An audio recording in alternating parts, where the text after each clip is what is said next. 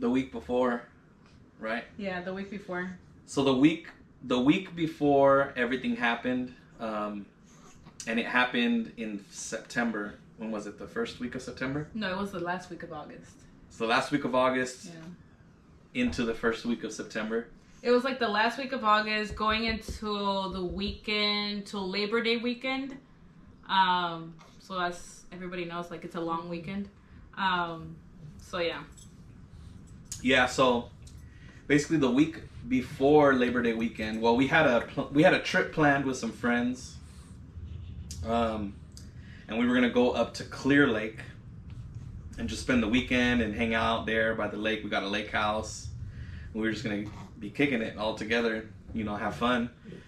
And so the week before Labor Day weekend, I woke up one night at like 3 a.m, and in a dream that I had, I was in a small little room. I was in a small little room, and there was a bed, and I was at the foot of the bed, and in the room there was a bunch of people, and I couldn't see who was in the bed. It just wasn't known to me who was in the bed. But at a moment, this black snake came from under the bed, and it looked at me, and then it looked at whoever was in the bed, and it went to strike the person that was in the bed. And at that moment, I grabbed the snake by the head, and I turned it towards me to look at it. And when I turned it towards me, it started trying to bite me.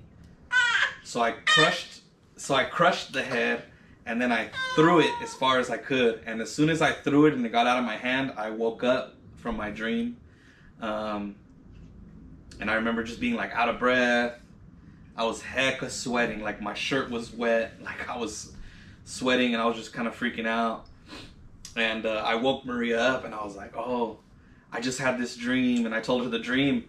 And then she said, when you dream about snakes, that's really bad. And then she just turned around and went back to sleep. And so I couldn't sleep the rest of the night. And then, that happened the week before. No, it was the same week. It was? Mm-hmm. Are you sure? Mm-hmm. Oh, wow. Okay. I thought it was the week before, but it was the same week that all this went down. So talk about the week. Right. Mm-hmm. So Monday, I had an actually Monday, before I went to work, I went to the bathroom, I was getting ready and everything, and I noticed that I was like urinating blood. So when I noticed that, like, I went to work, and then after, like, on my lunchtime, I decided to call the nurse, just to, like, to see what's going on. I was 21 weeks pregnant, or sorry, I think I was 20 weeks pregnant at that time. And so I call the nurse line, and when I call a nurse line, they tell me, that's normal. What's happening to you, it's normal. Like, that happens during pregnancy. But if it does get worse, if like your bleeding, gets more and more, like, just call us back, or you can even come to emergency and we can look at you. So then I said, okay, then I'll just, give you guys a call back if it does get worse. And then, so then, like, I went about my day. I believe, was it that day that we had the ultrasound, or was it Tuesday? It was either Monday or Tuesday. I think it was Monday or Tuesday. Yeah, we don't really remember because it's just been a lot. It's been so much. I think it was Tuesday. Yeah, it was Tuesday. Okay. It was Tuesday. So then, like, I went about my day. I finished my work day, and then on Tuesday, I had an ultrasound appointment to get her checked. Ultrasound. The growth ultrasound. Yeah. Where they were measuring all of Anaya's little bones and her organs and a bunch of different things, right? So then we had that ultrasound appointment. So that was like, so I went to work, and then. Baby life. Sorry. Yeah, parent life. So then on Tuesday, I had an ultrasound appointment, and so I went in the afternoon, and then when I went to the appointment, they were checking on her, and they noticed that they couldn't see like how one side of her heart.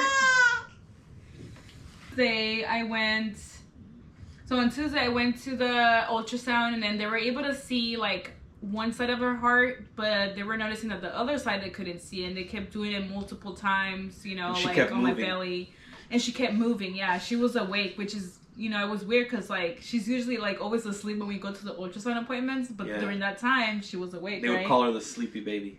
Yeah, they would call her sleepy baby because every time like I would go to the ultrasound appointments and she was always sleeping. Like I would have to drink like orange juice or something to like wake her up.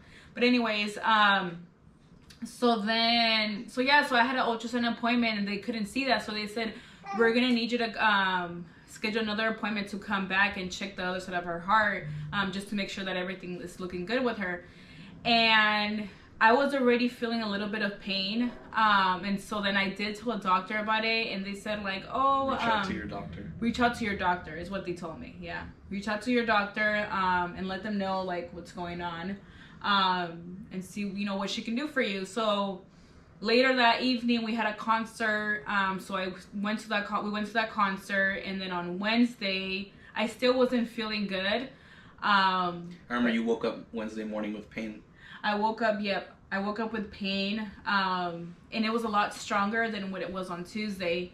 But I feel like I was still able to tolerate it to go to work, so I went to work, but then I left early because it was really bothering me. So then the next day happened, it was on Thursday, and I woke up and I was like, the pain was just getting worse. So I told him like, I'm not gonna be able to go to work. He had gone to work already, so then I just like texted, or I had called him, and I said, I don't think I'm gonna be able to go to work, because my pain is just really bad. Like I just can't be able to be at work. So then I texted my boss and I let them know, and so that was on Thursday. So I just stayed home trying to make myself better. And then on Friday, we knew, so his friend, right? Adrian, his birthday weekend was coming up. Friday, and then Friday we had another ultrasound. We had another ultrasound appointment on Friday. And her pain was getting worse. My pain was getting worse. I really wasn't feeling good, so I called in on Friday, didn't go to work, but I did go to my ultrasound appointment, and they did another ultrasound, and when I got there they checked, and then they said, oh well, you know, while they were doing the check, they said, oh, we can see the other side of her heart, so everything is looking good with her. She's growing really well. She's on the smaller side, so she was pretty much on the smaller side through my whole pregnancy, and she's like, don't talk about me. she's like, I'm gonna bug you guys now. Yeah. Anaya, we're trying to shoot a video here. We're gonna make a video here. At the growth ultrasound on Friday, right? We had told him about the pain that she was experiencing, that it got worse, and he said, you know, he goes, well, you're pregnant, so when you're pregnant, everything in your inside of you is growing. That everything inside of her is growing, and it's gonna cause pain, and that it's normal. And he was like, oh, what did he say? If you feel that bad, go to the ER, and he said, go to the ER and they'll just send you back home, just like I'm doing. To put the baby to sleep, I put her to sleep in 5 minutes or less. Look at her, she's already closing her eyes. You just give her a little pat. Oh, all right, so back to what we were saying. So we left the hospital, right? So we left the hospital because, you know, he just told us, like, you know, he basically like wasn't trying to help me out or doing anything for me to go see a doctor or do something about it, you know. So we just basically left and said, like, Maria was like, all right, let's go on the trip. You know, I said, we're gonna go. Well, no, I actually wanted to stay. I was gonna stay back. Oh yeah, that's true. So we left the hospital. I was gonna stay back, and I told him, like, you know what, I'm really not feeling well. You go. I was like, you go. Yeah, you go to the trip. I was like, you go enjoy the trip. I'll stay. And he's like, how are you gonna go? Like, what did you tell me? I said, I don't feel comfortable, you know, just leaving you by yourself. Yeah. And Here. I said, like, you know, it's okay. Like, I can just stay, you know, with Frisco with our dog that we have, He's and right here. I'll be fine. And so he said, no, like, you know, you should still come, like, just in case of anything, like, you should still come with me. At least we'll be together. At least we'll be together, yeah. So I went ahead and started packing. We got back home, started packing, and then after we just, you know, we took off. And we just said, like, you know, hopefully it gets better, like, you know. And I was also one thing that I haven't mentioned is that I've been dealing with morning sickness through my whole pregnancy. So even then, like, I knew I was going to deal with morning sickness. Oh my God. Every single day. Yeah. Every single day. It was bad. It was really right? bad. It was hecka bad for you every single day. Yeah. But it was really bad. You made it through. But I made it through, thank God. Yep. That was really hard. Like, I feel like that was one of the hardest thing about pregnancy, like morning sickness every day. Like, I always thought, like, I would tell myself, like, every month if it would get better, if I would get better, but no, like, every month it was just getting, like, not worse, but it was just like it was still going on. So so we went on the trip, and then I didn't, you know, until then on Saturday. Well, we went to the trip, right? So that was Friday. We showed up like Friday evening around, I don't know, I think it was like 8 or 9. Mm-hmm. It was already dark out when we showed up. And then we ate dinner, you know, and we were just kicking it, and everything was cool, you know. And but my pain was still there. She had her pain, but she said, like, yeah, the pain's there, but she already had to kind of, like, you were kind of used to it, huh? Yeah. Like, I feel like you were already kind of used to the pain because it was already all the whole week, and you were just like, yeah, I'm okay. Mm-hmm. We ate. We watched movies. Remember, Mm-hmm. we were just... Did we play any games? No, we didn't play any games. We didn't play any games? No, we were just I think the chilling. guys, we were playing pool. Oh, you guys were, We were yeah. playing, like, pool and the stuff. guys were. Yeah, and then, you know, we watched movies and then went to bed and everything was fine, right? And then Saturday morning, the plan was to go out on the lake. And we were renting a pontoon boat, and we were just gonna kick it out on the lake. And we prepared our things. We ate breakfast. You know, Mm-hmm. she had her morning sickness thing. Mm-hmm. You know, and I remember asking her whenever we woke up, like, how are you feeling? She was like, I feel the same. Mm-hmm. And so she did her throwing up, and then after she was done throwing up, she came outside and was like, good morning, everyone. You know, like, let's eat breakfast.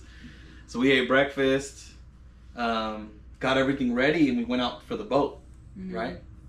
Now, even when we were going to go out for the boat, Maria was like, you guys go, have fun. I'm going to just stay here at the house. You know, don't worry, like, it's all good. And then the girls were like, no, don't leave us alone with the guys, right? Mm-hmm. They were like, oh, like, come through, like, even though, you know, it's better for us all to be together, blah, blah, blah. And Maria was like, all right, then. So we went, and we all left for the boat. We got on the boat, and if you know about pontoon boats are, like, real smooth, and they're kind of slow, depending on which one you have. The one we had was not fast. It wasn't that fast or nothing, so... Mm-hmm. You know, we were just out on the water, you know, having fun. It was really hot that day, though, I will say. It was hot. Yeah. We did have a cover, you know. We had a cover. There was, like, a roof on it, so it's not like we were there in the sun. And we were drinking a lot of water. Eating fruits. Mm-hmm. We had hot dogs, right? We had like pre-made hot dogs and brought them with us. Mm-hmm. So we were how long were we on the water for? 2 hours? For 2 hours, I think, yeah. Or 3 hours? No, 2 hours. It was like coming to like... It was coming towards the end of our rental time. Yeah. And we were just in like the middle of the lake, fishing, eating, hanging out, listening to music, just chilling, and everything was fine, right? Mm-hmm. And then this is when everything kind of like turned for the worse for us. Like, we were all literally just talking, and we were planning on what we were gonna do when we get back home, and we were talking about like turning on the barbecue and just hanging out at the house. And Maria was talking about some movie that she wanted to watch when we got back. Girls, I was like, I don't feel good, you know, so I told them, right? And so they said, like, what do you feel? And so then when they asked me, what do you feel, is when I started passing out. And so I started passing out, and then after that, I think I woke up. For what I remember, I woke up and then I started talking about the movie, like, oh, we should go watch this movie. And then after that, like, yeah, you keep going, telling what you remember. Because I don't remember. So from here, basically, I don't really remember what was going on. Because I was just pretty much, like, passing out back and forth. Like, I would come back, wake up, back and forth. And then what I do remember is that they told me to go ahead and just lay down, and that they were going to get some ice and they were going to put it on me to help me cool down until we got somewhere and, you know, got some help, or they took me to the hospital. So that's what happened. I remember laying down, them putting ice, and I remember for a second, actually not for a second, I remember when I was laying down, I remember that I couldn't see them, and I was like almost losing my hearing too. So it's like I was listening to them, but I was hearing them like very far. So I just remember them the girls trying to keep me awake, and talking to me and just asking me questions and stuff, and just trying to keep me awake through the whole time. And then after you told your friend Adrian, right? Like, what were you telling your friend while that was going on? So while that was all going on, I was sitting next to her, and Valeria and Ashley kind of like jumped on her and were like, Ruben, pick her legs up, do this, do that. They like dipped a shirt in some ice water and put it on her chest, threw ice water on her head. You know, and Adrian was like, what do you want me to do? And I said, drive the boat. I said, go to the first house, or go to the dock. I said, drive to the dock.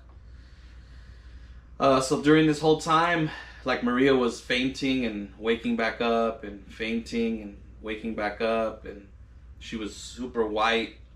Her eyes rolled to the back of her head. She would shake. She would like start shaking.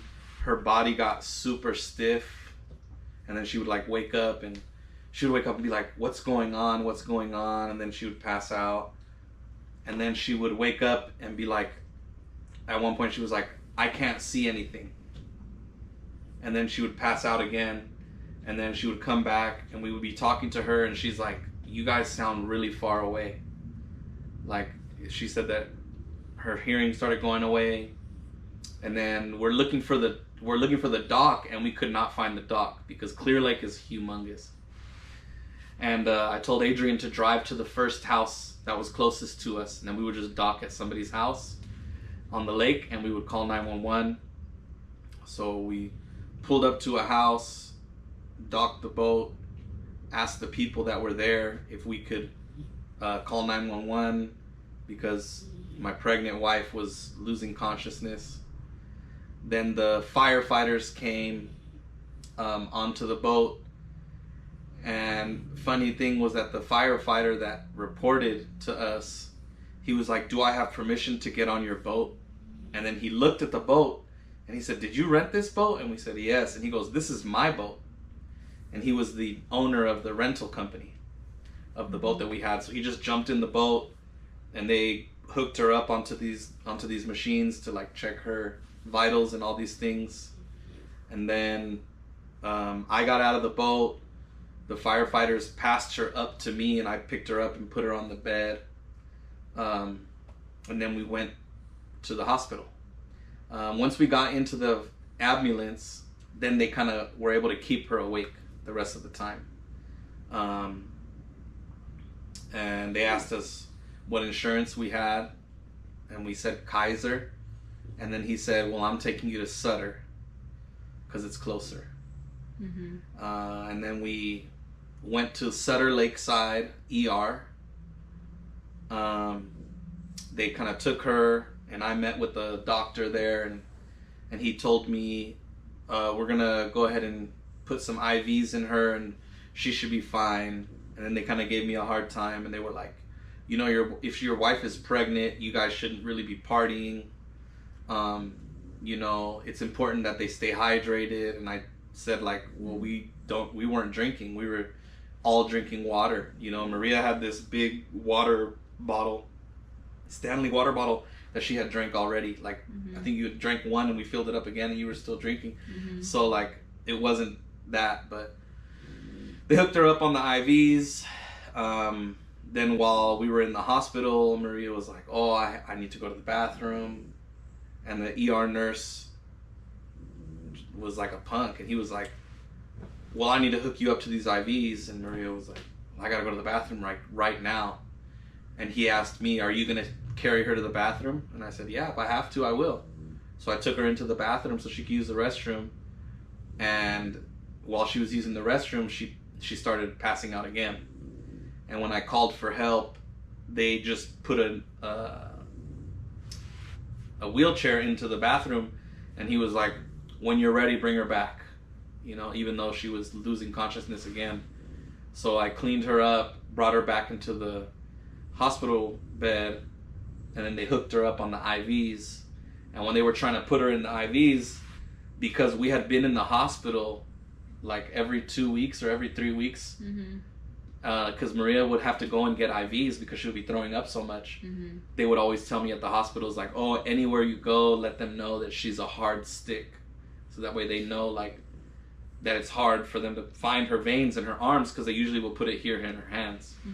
And so when I was telling that to the nurse, he was just like, I've been doing this a long time. I know what I'm doing. And I was like, all right. Like, so he tried to do it in this arm. He couldn't get it. He tried to do it in this arm. He got it in. And as soon as it started flowing, it popped off. And he couldn't get it there. So then he had to do it in this hand. He couldn't get it in this hand. Then he did it on the other hand. And he finally got it flowing on her other hand. So we were there for about 2.5 hours while she was getting her IVs. And so then they had like a shift change. And the new nurse came in, and he was like, oh, so they told me this is your last bag of IVs, and then you guys will, you know, go ahead and be on your way to go have fun and enjoy the rest of your weekend. So I called our friends and, you know, told them that, hey, we're going to be out of here pretty soon. And they told us, all right, well, we're getting everything ready here at the house. We'll go ahead and have everything ready for when you guys get there. We'll have all the food cooked and everything, and we'll just have a good time when we get back there. So then they took the IVs out of her, and as soon as they took the IVs out, I noticed her vitals on the machine started dropping very slowly. You know, started dropping, and she started turning white again, and she started shaking again and started losing consciousness again. And I told the nurse, like, her vitals are dropping, you know? And when they saw that, the nurse like pushed some button, and then a bunch of nurses came in, and they all just started like working on her to see what was going on with her. And they tried to put the IVs into her again, and then they couldn't put the IVs in again. And then I remember they had to stick her again, like, so she already had 2 in her hand. She got stuck here and on the other arm, and then she had 2 here in her. She had 1 here, 1 here, 1 here, and 1 here. And then they put 1 on her foot also, because they could not get any veins like to flow for her. So while they're doing that and they got her back conscious again, you know, then the doctor came in, a new ER doctor came in, and he was like, you know, something else is going on here. We got to figure out what it is. So I asked them to check on the baby, and they brought an ultrasound in to check the baby. And, you know, they checked the baby, and the baby's heartbeat always stayed the same. And, you know, the tech that was doing the ultrasound said, like, okay, here's the placenta, here's the baby. And then when she zoomed out on the screen, she said, I don't know what this is. And it was like a whole other big thing on the other side of her stomach. And I heard the ER doctor say, that's blood. And as soon as he said that's blood, they literally like rushed her out the room. And they told me, like, we need to have her have a CAT scan right now, because we got to find out what's going to happen to what's going on with her, because she has a big like, I don't know what they called it, but it was like they said it was a big pocket of blood inside of her stomach. So they did the CAT scan, and the CAT scan came back that she had a ruptured spleen, and that she had been internally bleeding. And when they were doing the measurements, they found out that it was 70% or 80% of her blood was inside of her stomach. And then the doctor told me, your wife is not dehydrated and losing consciousness. Your wife is dying and her body is shutting down because she has no blood pumping in her body. And that's the reason why they said they couldn't find any of her veins, because all of her veins in her body had collapsed, and that they needed to do a blood transfusion. And let's turn on this light. Is it better? It's getting a little dark in here. So they had to do a blood transfusion, and we said yes, do the blood transfusion. So they started her on the blood transfusion, and they would go from one vein to the next vein to the next vein, trying to get the blood flowing into her body. And they were explaining to Maria that she needed to have surgery, like life-saving surgery. And Maria's never been in the hospital for more than a few hours. She's never spent the night in the hospital. She doesn't really get sick. No. So for her, right? Like, how did you feel like when the doctors were telling you, like, you need to have surgery, we need to remove your spleen? Yeah, I mean, I was very scared, because I had never gotten surgery before. I had never experienced like a life-threatening situation like that. And then getting an organ removed, like nothing like that. Like, I was pretty much like, I've been healthy my whole life, thank God. And like I said, like during my pregnancy, the only thing that I was dealing with was morning sickness, which it's normal. It happens to like a lot of women. So yeah, so I was healthy. So I was very scared. I was nervous. I was sad. Like, I mean, she told the doctors no. I told the doctor. I was like very denial too. Like I thought that something else was going on with me. Like I thought it was in denial. Like I thought I was dealing with constipation. She said she thought she had gas. She told the doctor, like, straight Latina, she was like, I just need a 7-Up. Just give me a 7-Up and I'll burp and I think I'll feel better, because I just feel a lot of, I have like gas in my stomach. And then the doctors was like, I'm sorry, honey, but you don't have gas in your stomach. Your stomach is filled with blood. Yeah, because that's how pretty much my stomach felt like. It felt like it was like a lot of gas just trapped in. And so that's why I thought like, and I think I got the whole Sprite thing because my mom had told me like, oh, drink some Sprite or drink a mineral water or something like that, and it'll help you like release all the gas that you have. But I was also thinking like, well, why would I have so much gas if I'm pregnant? Like, I mean, like I had not eaten anything bad. I was trying to eat as healthy as I could.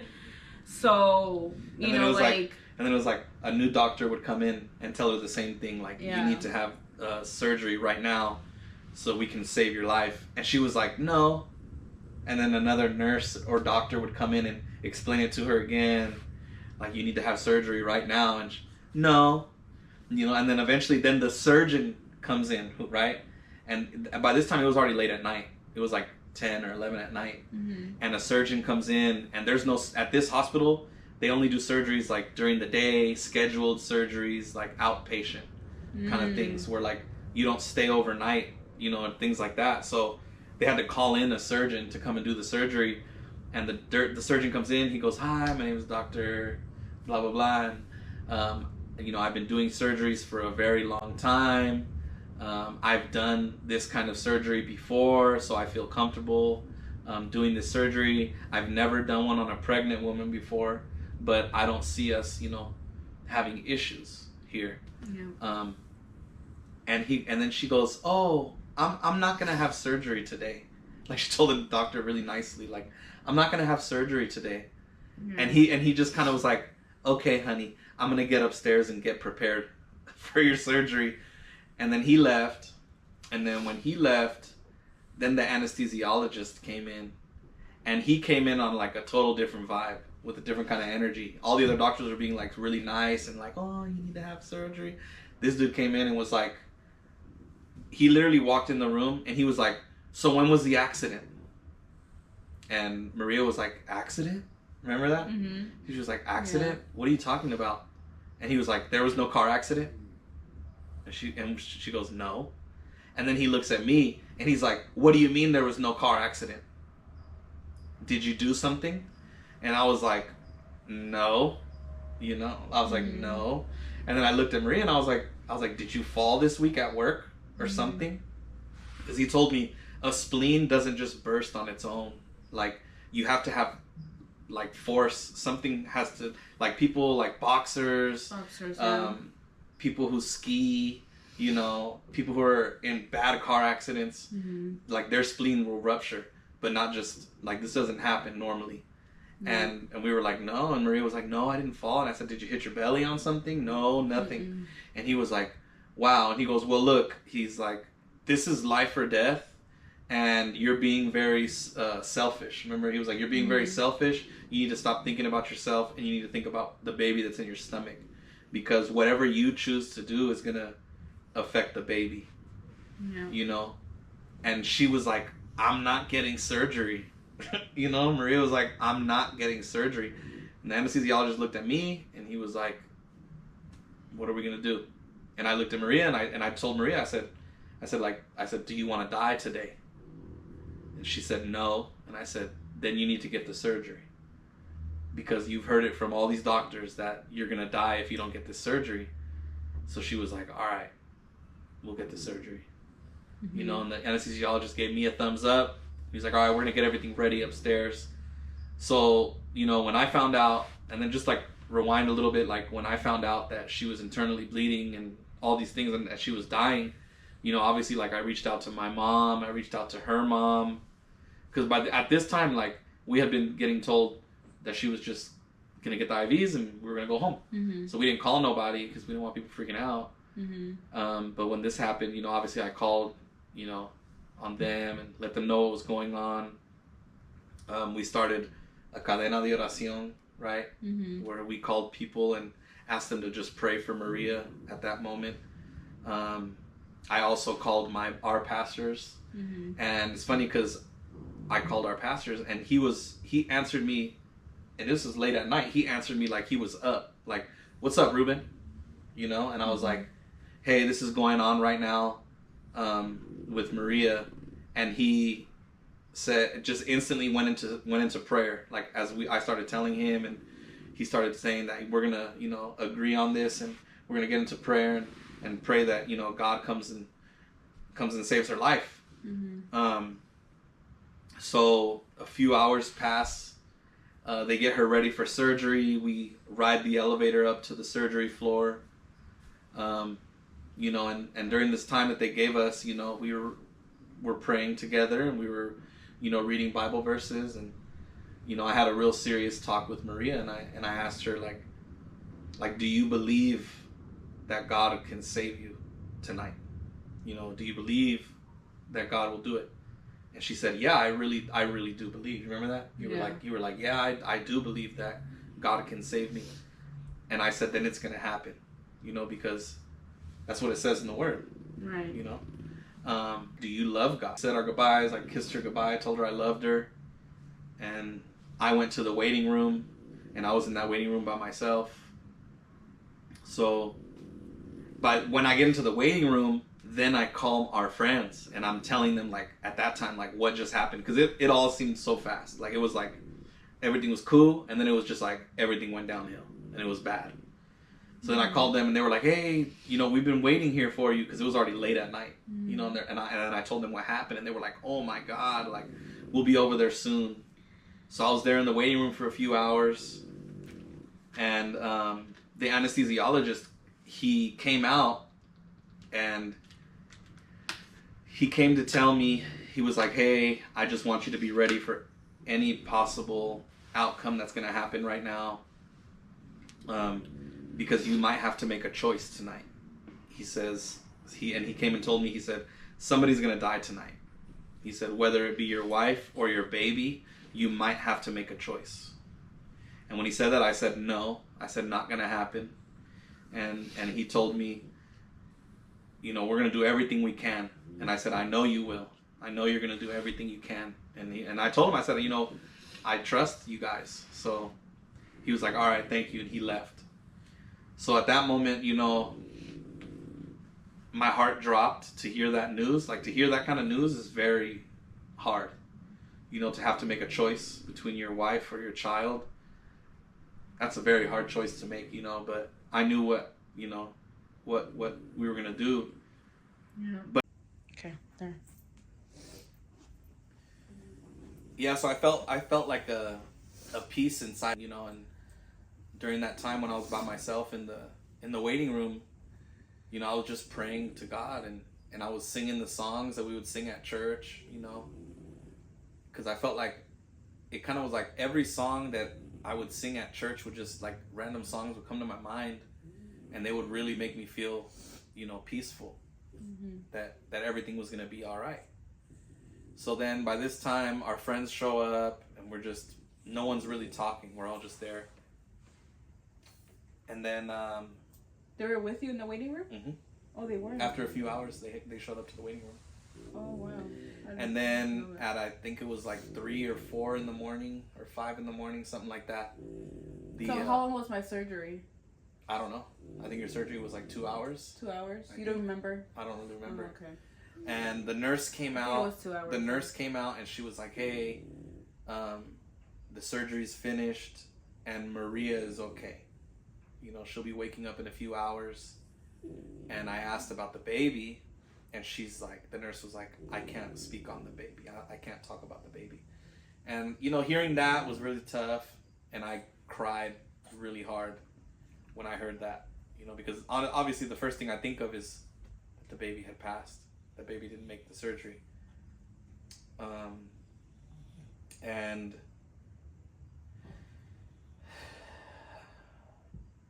you know, I just sat there and cried for a little while. And then my cousin Tati came with her mom and her sister. And while we were there in the waiting room, the surgeon comes out, and he comes and he's like, "Hey, Ruben." And I walked over to the surgeon, and the surgeon came up to me and told me, "Ruben," he goes, "everything we wanted to happen happened tonight, and we had a great successful surgery. Your wife is alive, and your baby is still in her belly, and she's alive also." You know, and hearing that, you know, man, I felt so happy to hear that they were both okay. Yeah. And, you know, I just know that God was so good, and that God really delivered them through that whole thing, and really came through for our family. And then about an hour after that, the anesthesiologist comes out, and he literally is coming out, and he's still in all of his surgery gear, you know, and he's taking off his mask, taking off his hat, ripping off his shirt that you wear those shirts that are they're made out of material. So he's taking off his gloves, and he comes up to me. He's like, "Where's Ruben?" And I walk up to him, and he tells me, he says, "Ruben, I've been doing this a long time." And he said, "In all my years of my career, I've never experienced what I saw tonight." And he said, "What I saw tonight was amazing." He says, "I cannot believe that you still have your wife and your daughter that survived." You know, and then my friend Ashley was like, "Oh, it's a miracle." You know, and doctors don't like to say stuff like that. But he looked at her and looked at me, and he just shook his head and was like, "Yep." And he was like, "You should consider yourself to be extremely lucky to still have your daughter and your wife." You know, and then Ashley said, "No, he's not lucky, he's blessed." And I knew it, that I was blessed. And he said, "Yeah, you are." And then he took my information down, and he said that he wanted to know, like, about the baby, when the baby was born. He's like, "I'm going to email you, and I want to know when the baby's born. I want to know how your wife does for the rest of her pregnancy." And he was like, it was a great honor to be able to serve your family. And he was like, "Thank you for trusting in us." And he shook my hand, and he walked off. Then the nurse called me and said, "Okay, you know, your wife is waking up now. You can come down and see her." So I went down there with my mother-in-law and my sister-in-law. And we went down to see her. And at that moment, that was when I knew that the dream that I had the week before was about her. Because at that moment I realized that I was standing in that small little room at the foot of the bed, and the enemy was trying to come for my wife and my baby. And I was standing in that room with doctors everywhere, nurses everywhere, because I was just in a room full of people, and it was like a warning that God was giving me, a warning of what was to come. Mm-hmm. But our faith has, right, like I know my faith has increased a lot, since this has happened, because I grew up in church my whole life, and I heard testimonies like this my whole life. But when you go through it yourself, like, it's totally different. You always hear a different kind of faith, for sure. Like, yeah, I feel like it's a different kind of faith that I feel like really grew in me, to really, like, now feel like, well, any problem, any other thing that wants to come against us, or like that we deal with, I feel like I'm just gonna have stronger faith to believe that things are gonna be good, and that Jesus, God is gonna take care of us. Yeah, like, even when I was in the room, in the surgery room, I just remember, like, like, it was kind of like crazy to me, because, like, I would watch sometimes, like, Grey's Anatomy. I would watch, like, these other, like, shows of, like, surgeries going on and stuff, or even movies, and I would be like, damn, like this is what it feels like to be in a surgery room, and, like, I remember seeing the lights and the doctors. I remember them, like, getting their materials together and everything, and starting to get everything prepared.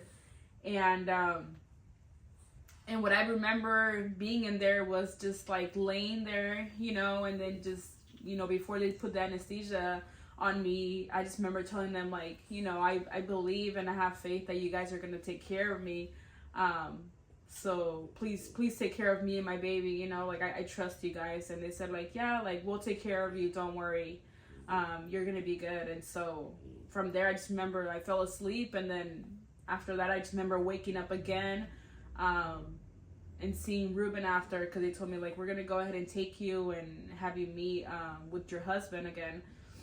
And so when I woke up, I said, like I mean, I was very numb to everything. I was just, I was still asleep and everything, but it was just crazy to me to be in a surgery room, and to having to think that, during pregnancy, I was going to have to go through that, like I thought, pregnancy was just something that I never thought that I was going to experience something like that, but I was just very happy, and I was honestly, like, very just thanking God, that I had made it, and that my baby was still, like, in me and stuff. Like, I still had her, even though I didn't really feel her, but I still feel like, the doctor had told me, like, she's good, and they were just always checking on her and stuff. So yeah, so I was just very happy and very grateful, to see everyone in the room, and to be able to know that I was doing good. Like, I was doing pretty good after coming out of surgery. But it was crazy. Like, it's something that just,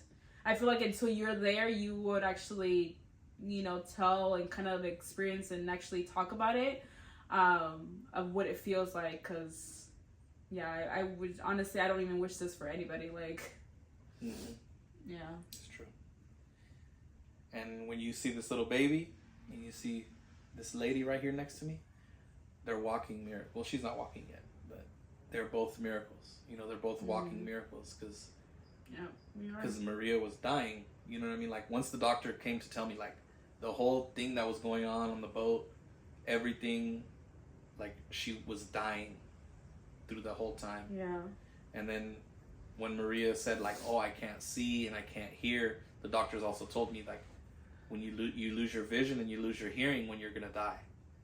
And so just to hear that is crazy. And it was a crazy thing to also, like, go through, because, like, no one had told me, like, none of the doctors, when I went to go get checked before getting pregnant, like, I had done lab tests and blood tests and everything, and none of the doctors had told me, like, you can get pregnant, or you're gonna deal with this, or you have something going on within your body that you can't get pregnant or something. You have to be careful with something. Like, none of that. Like, everything was pretty much good.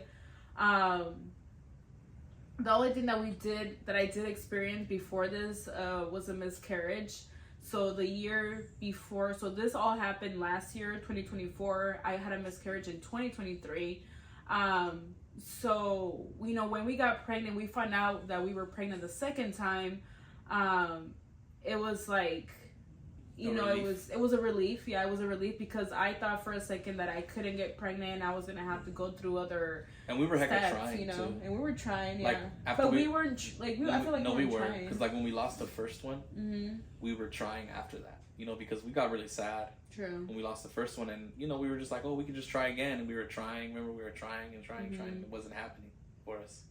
Yeah. Because it took a while to get pregnant with her, and until we kind of stopped and until we were like, you know what, let's just chill and not put so much pressure on trying to get pregnant, and then it was like, boom, it happened, you know. So yeah.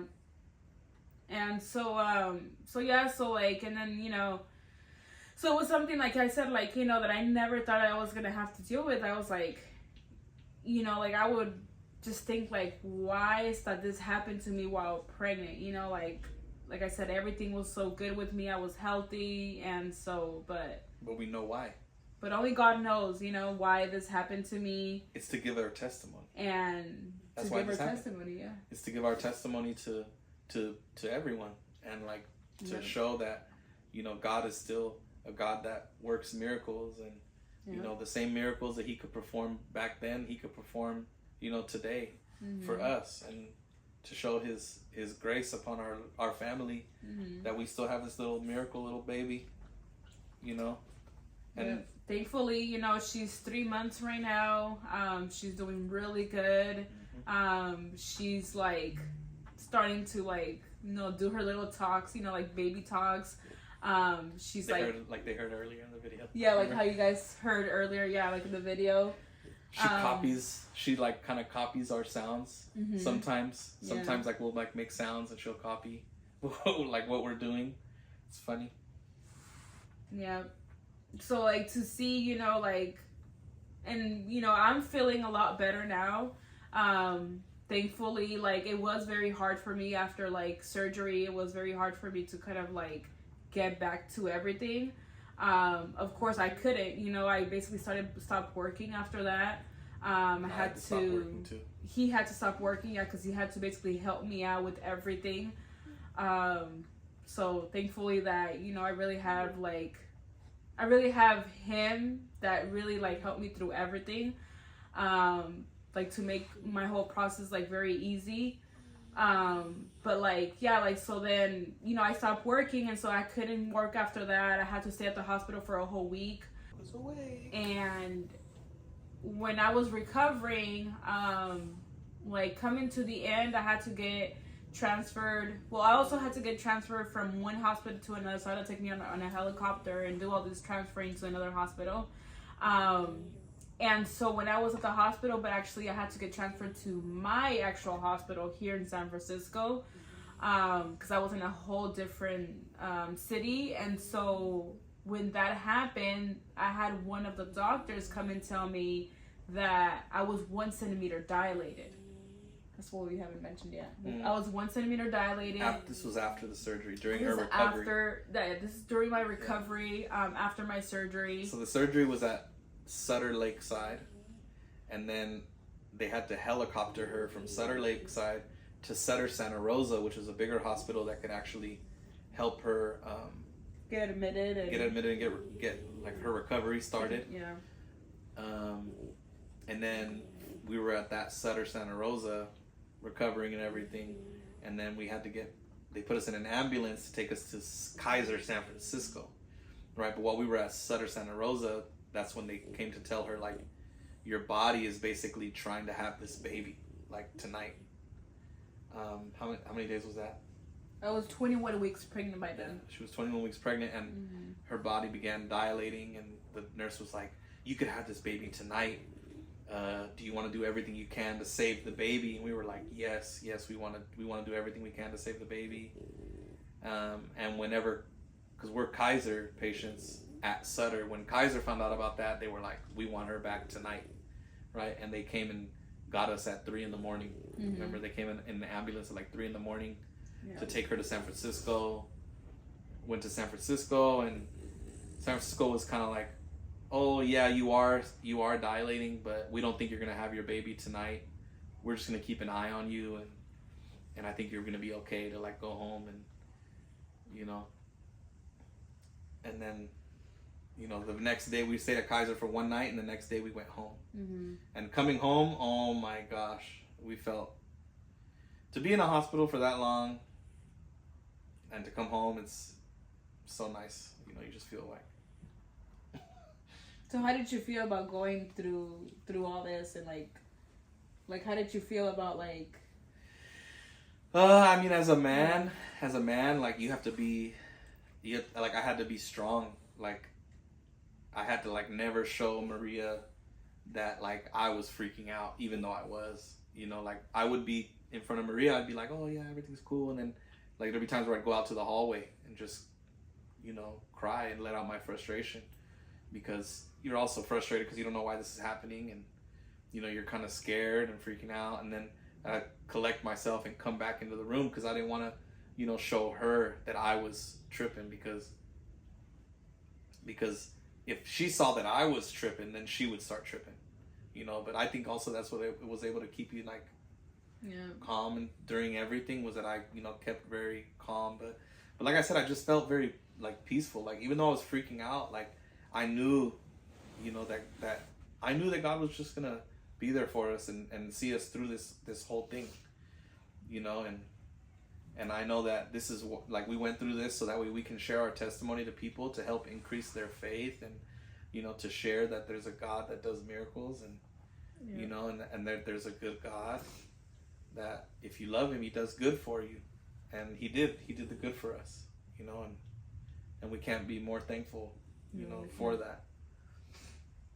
But you know, it was hard, like, and then I had to step up to like do everything here at home for her, because Maria for a long time, you know, for months I couldn't walk, couldn't do nothing. Well, you could walk, but I had to help her. But I had to help her, and like help her in the bathroom. I was in a lot of pain.